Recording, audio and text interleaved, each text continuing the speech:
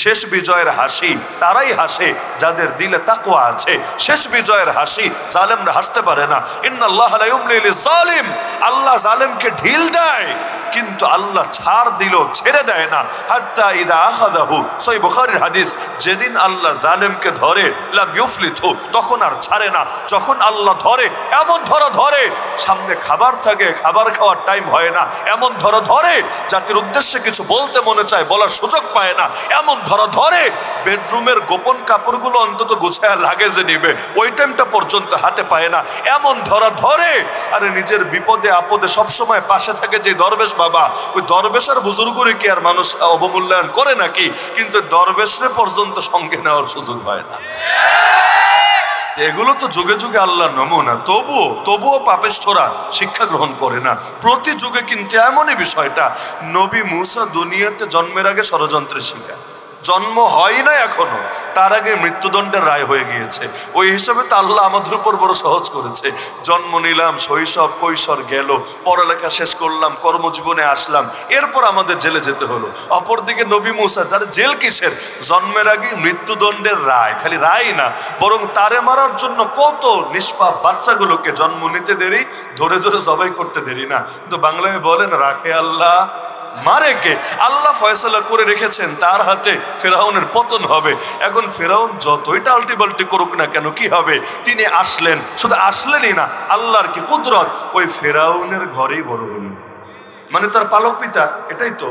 কারণ যিনি পেলে পোষে ঘরে বড় করেন তারা তো পালক আব্বাই বলে। মানে যেই বাচ্চারে মারার জন্য এত নিষ্পাপ বাচ্চারে মারলো, ওই বাচ্চারে কিনা নিজেরই পালতে হলো। সাধে পেলেছে তা না, দুইটা বড় কারণ ছিল। এক নম্বর কারণ হলো, আল্লাহ তাআলা নিজে কোরআনে বলেন, নবী মুসা আলাইহিস সালামের মধ্যে তিনি কিছু একটা দিয়েছিলেন। কি দিয়েছেন? ওয়া আলকাইতু আলাইকা মাহাব্বাতাম মিন্নি, আমি তোমার উপর আমার পক্ষ থেকে এক বিশেষ মহাব্বত ঢেলে দিয়েছি। তার চেহারার মধ্যে এমন এক মহাব্বত ছিল, দূর থেকে দেখে তো রাগ করা যেত, মানে দেখার আগেই রাগ করা যেত, অ্যাকশন নেওয়া যেত, মৃত্যুদণ্ডের রায় দেওয়া যেত। তো সামনে দেখার পর আর কড়া আচরণ করবে তার বিপক্ষে, এটা আর পারতো না।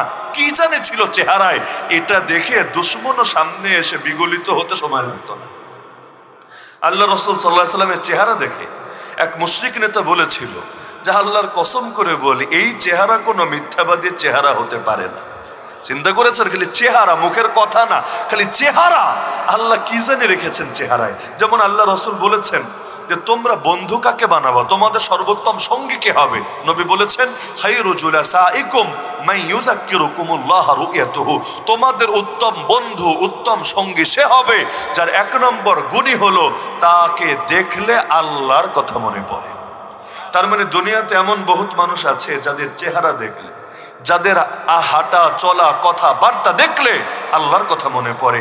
এমন মানুষ নাই সমাজে, কম হোক কিন্তু আছে আলহামদুলিল্লাহ। তাহলে চেহারার মধ্যে কিছু একটা থাকে, এক নম্বর। আর দুই নম্বর, আল্লাহ তাআলা তার বউয়ের দিলের মধ্যে এমন ভাবে এই মুসা আলাইহিস সালামের মহব্বত ঢুকিয়ে দিয়েছে।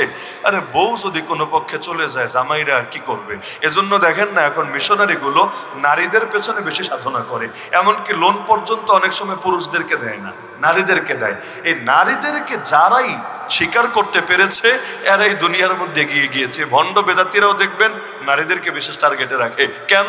নারী আছে যেদিকে, ঘরও ছুটবে সেদিকে। কারণ নারীর যদিও ওই রকম পাওয়ার নাই দেখতে শুনতে, হাতে পয়সাও নাই, কিন্তু নারীর এমন ইমোশনের খেলা আছে, আবেগের খেলা আছে, এটার সামনে বড় বড় রাজা মহারাজাও কাত হতে সময় লাগে না। ফেরাউনের মতো রাজা একদিকে এত কোপালো বাচ্চাদেরকে, তো বউয়ের কাছে আইসা ধরা। আরে রাজাও যার কাছে বিলাই হয়ে যায়, তার নামে তো নারী। আল্লাহ এমন এক যোগ্যতা, এমন এক পাওয়ার দিয়েছে। আপনি যত বীর বাহাদুর হন, যদি আপনার সামনে ভ্যা করে কান্নাকাটি শুরু করে দেয়, সব বীরত্ব মুহূর্তে শেষ। এখানে আর শক্তিও কাজ হবে না, তরবারিও চলবে না, কুস্তিগিরিও চলবে না। ওই চোখের পানি, এই চোখের পানি দিয়ে আপনারে হারাবে, এই চোখের পানি দিয়ে আপনারে কাঁদাবে, এই চোখের পানি দিয়ে আপনারে দিয়ে সরি বলাবে, এই চোখের পানি দিয়ে প্রয়োজনে আপনারে এর চাইতেও বেশি কিছু করায় ছাড়বে। এমন এক অস্ত্র, যেই অস্ত্র ক্লাসিনকোভের চাইতেও বেশি পাওয়ারফুল। এই অস্ত্র দিয়ে ফেরাউনটা পর্যন্ত কাজ করে ফেললো। সেই ফেরাউন তারে পেলে বসে বড় করলো। আল্লাহ তার নবুয়ত দিলেন 40 বছরে। তাহলে 40 বছর পর্যন্ত ফেরাউন কিন্তু তার ফেরাউনগিরি চালিয়ে গেল। এমনকি নবী মুসার জন্মের আগেই তো এই ফেরাউন তাগুত বাতিল। তাহলে কত লম্বা সময় পেয়েছিল। বাংলাদেশে 16 বছর দেখেই টেনশনে শেষ। অনেকে ভেবেছে হায় হায় আর মনে হয় কোনো কিচ্ছু হবে না, যেমন আছে এমনই থাকবে। আরে ভাই, মায়ের খাওয়ার মাত্র শুরু না হয়েছে। এখনো অনেকে ভেবেছে আর মনে হয় মুসলমানের মাইটের খাওয়া লাগবে না, সব বিজয় হয়েছে। আরে সবে মাত্র না শুরু, মুসলমানের বিজয় আসতে বহু দেরি আছে। যতদিন পর্যন্ত আল্লাহর জমিন আল্লাহর দিনকে বিজয় করতে না পারবেন, মায়ের খাওয়া শেষ হবে না। নাহলে একটাবার চিন্তা করেন, সচিবালয়ের সামনে ঘেরাও করে আন্দোলন করে সেখানে পর্যন্ত পুলিশ এবং আর্মি বুকে গুলি চালায় না, এটা কল্পনা করা যেতে পারে না। আর সেখানে প্রথম আলো আর ডেইলি স্টারের সামনে কিছু ভাই গিয়ে প্রতীকী কর্মসূচি পালন করছে। কি করেছে সর্বোচ্চ? যে সেখানে গিয়ে শান্তিপূর্ণ অবস্থান, আর সারাদিন থাকলে পেটে ক্ষুধা তো লাগবেই, তাহলে গরু জবাই করে বিরিয়ানি খাবে। এমনকি 3 দিন ধরে তারা টানা কর্মসূচি পালন করছে। প্রথম 2 দিন কিচ্ছু হয় নাই, 3 নম্বর দিনও সারাদিন কিচ্ছু হয় নাই। যেই মাত্র হামবায়নে হাজির করলো, ব্যাস অমনি ওদের ল্যাঞ্জার মধ্যে আগুন ধরে গেল।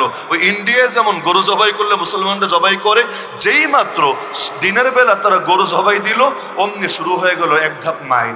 আর অবশেষে যখন ড্যাগে রান্নাও মোটামুটি সম্পন্ন প্রায়, এরপর তো গুলি পর্যন্ত চালালো, কতজনকে রক্ত করে ফেললো। আরে মুসলমানের রক্ত কি এত সস্তা নাকি যে একটা মিডিয়ার বিরুদ্ধে প্রতিবাদ করবে এজন্য তার রক্ত ঝরাতে হবে?